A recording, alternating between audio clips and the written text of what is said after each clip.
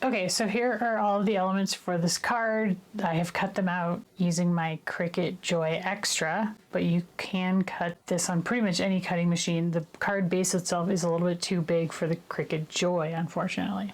Now this image here, this is a print then cut image that I attached in Cricut Design Space and flattened to this heart shape to get this. And then we've got a heart, and then this guy, I've started pushing up the little cutouts, but it has these cutouts, which if I bend it back here, you can kind of see. And you just want to be pulling those forward. And so you get the little scallopy heart look here. Now this is going to go right on top of the front of the card base here, but first I want to fold up my card base. So then this piece lines up exactly with the heart cutout on the front. You can use tape runner for this if it's easier. Just make sure you don't tape down any of these little cutouts.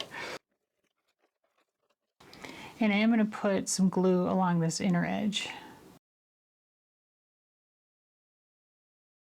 All right, now I'm going to adhere the car image heart inside the pink heart. Okay, so the tricky part here is that the white heart is the same size as the cutout. So you need to fit it just exactly inside the cutout here so it's lined up correctly. So I have a trick to do this. So what I'm going to do is on the inside edge, I'm using some repositionable dots adhesive. Then I'm going to take my heart and line it up.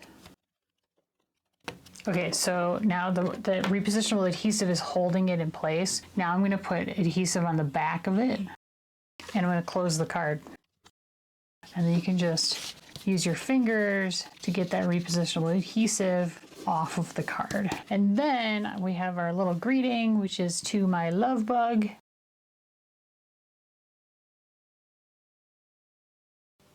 All right, here's a look at the completed card. Pretty cute if you ask me.